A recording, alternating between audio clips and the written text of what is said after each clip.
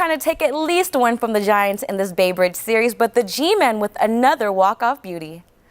This one of many ways to enjoy a beverage at the ball game. Here at AT&T Park, where the crowd is ready and waiting for the Blue and Gold Bears to take on their southern rivals, USC. How did opening day go for you? It was fine, man.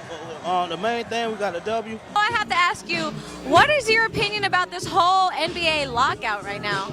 Well, everything's a business. They switched up the quarterback in Seattle. How did that work out on defense for you guys? Well, I mean, we were preparing for Tavares all week. We're here at FanFest. What's the atmosphere like? The atmosphere is perfect. We're all here celebrating together, fans and players. Is it a big turnout?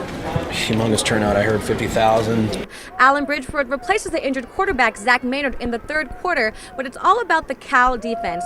How's it feel to be back in San Francisco in front of the crowd? I feels good. On top of football, you played basketball and track. Well, on top of your chores, too. You seem to be conditioning year-round. You guys lost a couple players in the offseason. You guys lost to Keogh. How is the defense coping with that? I think losing to Keogh, like I said before, is he'll always be, a 49er, in my heart. Golden State closes out its season with a record of 36 wins and 46 losses. This 10-game improvement proves head coach Keith Smart deserving to return next year. The San Jose Sharks had a come-from-behind victory against Detroit. Round 2 of the playoffs went into overtime, but a game-winning goal by Ben Ferrio left Red Wings fans speechless. The Sharks hope to keep this momentum going into game number 2. Reporting at HP Pavilion, Andrea Medina, ABC 7.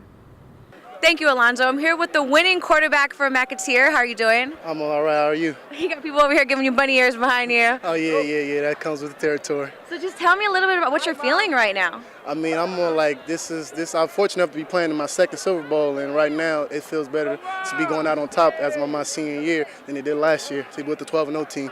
Here on a wet Saturday for the matchup of Cal Berkeley versus Washington State. With a record of 4-4, the Golden Bears are in a must-win situation if they hope to keep their hopes alive for the bowl game.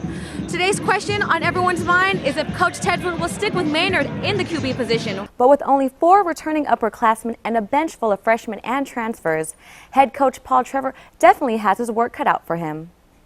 Many people in San Francisco will be voting in 2 weeks, but may not know how their vote will be counted.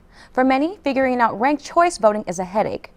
Now, hockey is one of the few sports that you can have 1 or 2 man advantage. Both the Sharks and Canucks had just that today, but Vancouver capitalized. Vancouver set the tone early, but Jamie McGinn gets flipped head over heels. 32,000 late arriving ballots have yet to be counted, and final results are expected within the next 2 weeks. But as of today, Ed Lee looks to be serving the city of San Francisco for the next 4 years. Reporting at City Hall, Andrea Medina, State of Events. Roughly 250 protesters are here at Occupy SF. They're remaining peaceful and plan to keep it that way. When asked when they would leave, they responded, as long as it takes. Many fans came out to see female racer Melissa Paris, but it was Jason DeSalvo who had his first taste of victory here at Infineon Raceway. Reporting in Sonoma, Andrea Medina, ABC 7. Warrior fans can finally break out their blue and gold jerseys on December 26th as they face the Chicago Bulls at the Coliseum. I'm here with Leon Poe, with Anderson Vadashon, another NBA player, Mr. Ricky Rubio. How you doing? I'm doing great. Welcome to San Francisco. It feels good to be out here. How are you enjoying the festivities so far? I'm enjoying it. Besides having balls getting thrown at you. Mr. Marshawn Lynch, a very familiar face in the NFL. How are you doing today? Doing pretty good. That's one question. Well, you're here at Oakland Tech, your old alma mater. You're almost living the Bay Area athlete's dream. You started here at Oakland Tech, went over to UC Berkeley, and then got drafted in the first round into the NFL. Andrea Medina, and I'm here with the Raiders wide receiver, Mr. Louis Murphy. Hey. How are you doing today? I'm doing good, Andrea. And you were two-time captain. You got your letters in track and field and also basketball. You obviously stayed active year-round. How did you switch over from season to season? So the student athletes out there who maybe want to succeed and get a scholarship maybe through athletics. What do you eat? We always want to know what you guys are eating. I'm still eating. Big. Still eating my, taro, little pig. Andrea Medina, and this is just the first day of the Oakland Raiders training camp up here in Napa. I'm here at the very familiar face, the head coach for the Oakland Raiders, Mr. Tom Cable. Hi, I'm with Sebastian Janikowski, the brand new addition to the Oakland Raiders, Mr. Michael Bennett, with Johnny Lee Higgins once again. How are you doing today? I'm doing good, feeling good, running good. A series of punches from the unbeaten Mayfield. This undefeated boxing champ has 8 career knockouts, sparred with boxing great Manny Pacquiao, and celebrates his most recent true title bout this past October 1st versus Patrick Lopez. It was a great thing just to hear the words, and a new junior welterweight champion of the world. So I was waiting on that. Kareem hard-hitting Mayfield, and that was just like a dream come true, you know, from the streets, literally fighting in the streets, and, you know, being a street fighter to actually owning a title, and a good title at that. Bay Area native Kareem Mayfield holds the NABO welterweight title, but this boxing champ has a lot more punch than you would expect. Reporting in San Francisco, Andrea Medina, State of Events. Police sirens are familiar sounds in the streets of Oakland. Kids in the inner city are exposed to many dangerous situations. But dance programs such as the Universal Dance League create opportunity for the youth.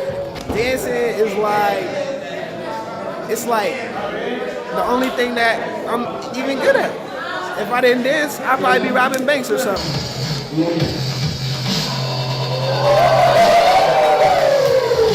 Some people, they don't get that opportunity to release different energies that they hold on to on a day-to-day life. So giving people that opportunity to even just express themselves, you know, and, you know, body language is 70% of communication.